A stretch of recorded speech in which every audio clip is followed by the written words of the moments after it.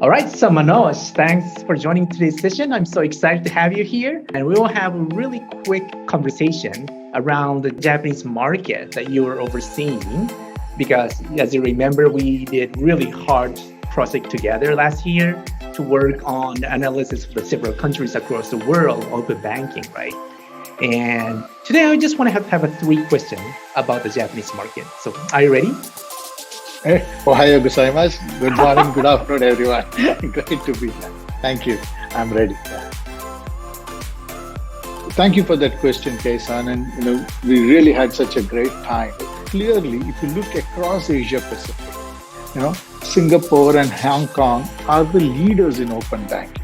Japan is not as much of a leader, right? Because if you take the regulatory regime of Singapore, which is very proactive, they have stipulated clear timelines. They have encouraged the banks to open up, and there is healthy competition between the banks to open up. And as a result, Singapore is way ahead in terms of embracing open banking as compared to Japan, where the regulatory regime is not as progressive, and there has not been as much pressure to among the leading banks to open up. Both Hong Kong and Singapore have issued licenses now for digital-only banks, which also accelerate the pace at which open banking grows in the respective markets.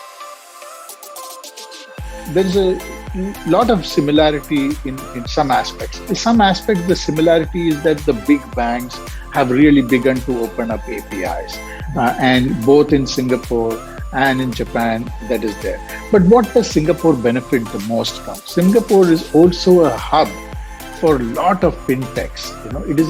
It is a global hub for fintech activity.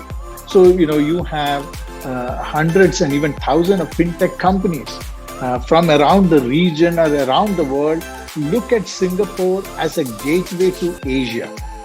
So payment companies, lending companies, new age digital banks all established their hubs in Singapore. And therefore, Singapore benefits from that innovation ecosystem. And that is, I think, a very, very important driver for open banking. Unfortunately, Japan doesn't benefit from it because Japan is seen as a very domestic market. So if fintech and innovative companies want to come to Japan, it's the 3rd largest economy in the world, and they're excited about it. But they also perceive it as a closed market. It's more difficult market to compete, right? For them. Excellent. I have the greatest degree of respect and fascination for Japan. Right? As a child, we grow up saying our aspiration as the household was to own a Sony TV, because that is what the brand signifies, the quality, the trust. Japan is known for trust. Japan is known for highest levels of quality. Right? And what is financial services ecosystem? The financial services ecosystem is about trust, safety of my money, safety of my life, ability to manage my finances.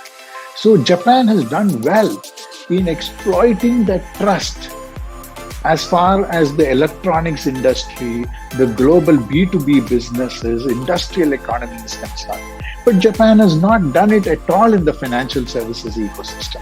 That is such a huge opportunity that is available to Japan. But for Japan to be able to do that, then it has to open up. It has to embrace openness, right? Which is what open banking is. Enable the global companies to come and play and drive that innovation. Because if that innovation is going to be domestic, then you will only get limited innovation, even though your market is very big. The true open innovation can happen when the global innovators can play in that market. Right. And the local companies can also play global. I think that is the biggest challenge. How can Japanese regulators open up Japan so that global innovation can come local? How can Japanese big banks open up so that global innovation can come and help them?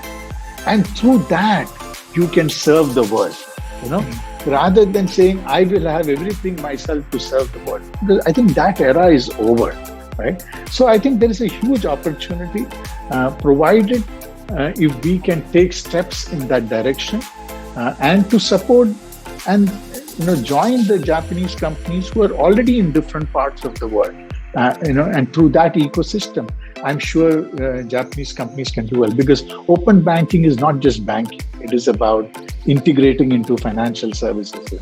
So I'm sure that with the next Toyota car, there will be a set of financial services that can accompany with it, right? But how to drive that innovation? How do I get the fintechs to develop those applications which tie in with the Toyota car, which automatically provides a set of services that I can consume around the world? So how do I enable that ecosystem? So I think that is a huge opportunity, which I think if the Japanese companies and governments act, they can potentially leverage around the world.